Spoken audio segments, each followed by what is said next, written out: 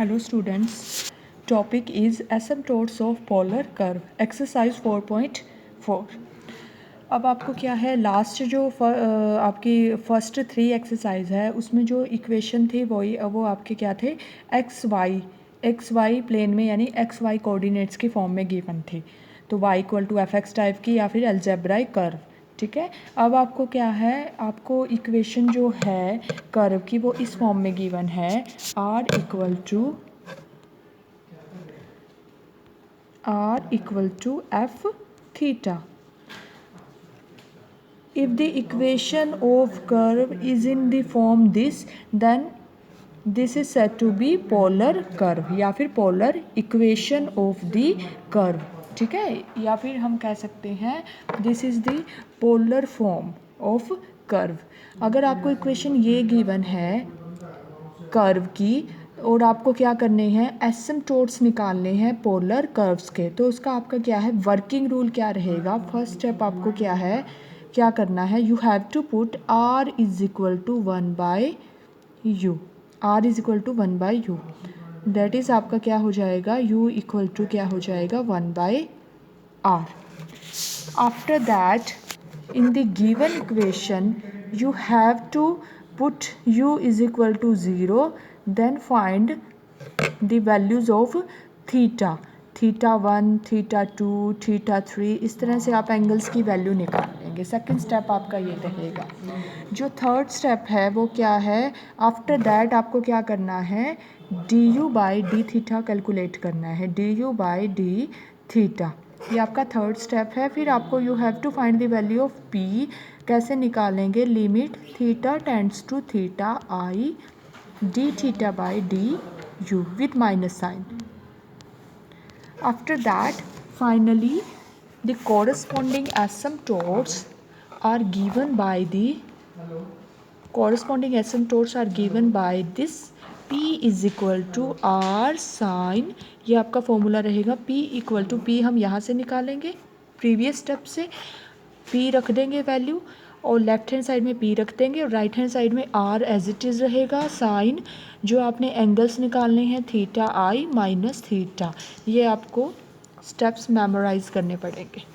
तो अब हम एक न्यूमेरिकल करते हैं इससे रिलेटेड। क्वेश्चन क्या है, you have to find the asymptotes of the curve r equal to 2a by मी 1 plus 2 cos theta। You have to find the asymptotes of this polar curve.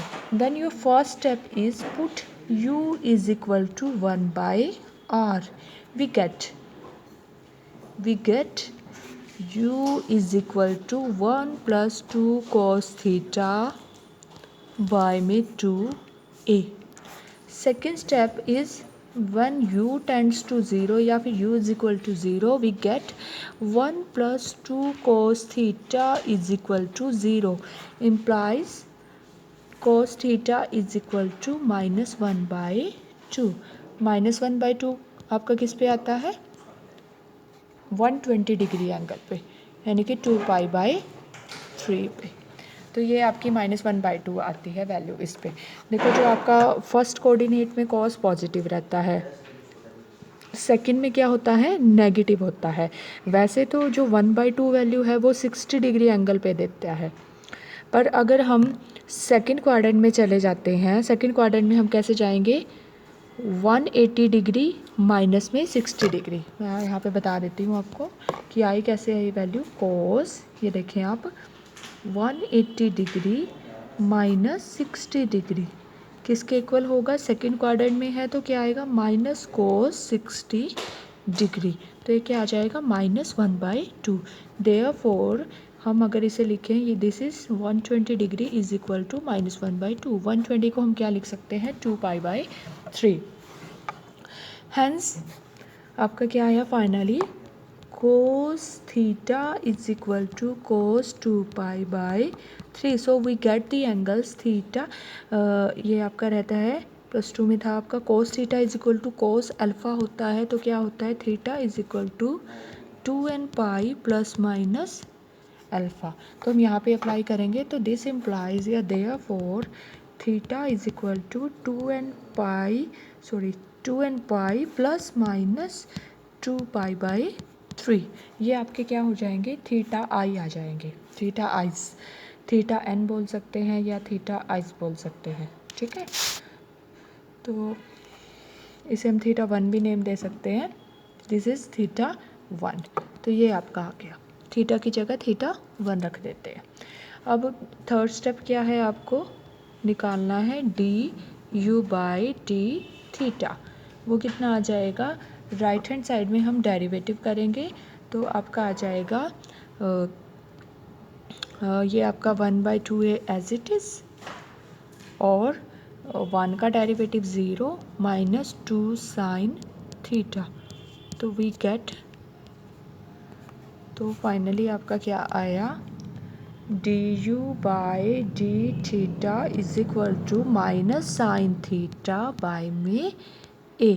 तो हमें चाहिए d theta by d u, this is equal to minus a by sine theta को हम क्या लिख सकते हैं, कोसिकेंट थीटा।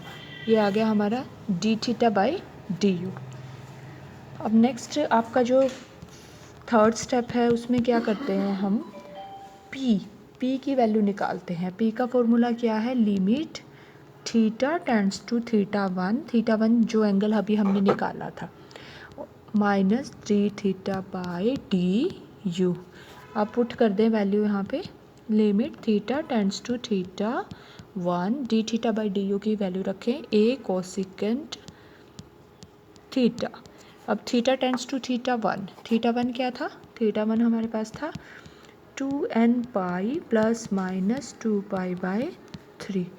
तो p इज इक्वल टू क्या आया, limit theta tends to theta 1, ये था हमारा a कोसिकेंट थीटा। तो हम रखेंगे a कोसिकेंट थीटा की जगह theta 1 2n pi plus minus 2π/3, ये आ जाएगा आपका। तो ये क्या आएगा, प्लस माइनस a कोसिकेंट 2π/3, और इसकी वैल्यू क्या होती है, आपकी जो भी वैल्यू होगी या 1/√3 यहाँ पे पुट कर देंगे। तो फाइनली आपकी p की वैल्यू जो आएगी प्लस माइनस 2a/√3। अब देखो कोसिकेंट जो होता है वो सेकंड क्वाड्रेंट में क्या होता है, पॉजिटिव होता है, तो इसकी वैल्यू क्या होगी 1/√3, तो plus minus 2a/√3। Finally the equation fourth step क्या होगा, the equation of asymptotes is given by p equal to r sin theta minus theta 1.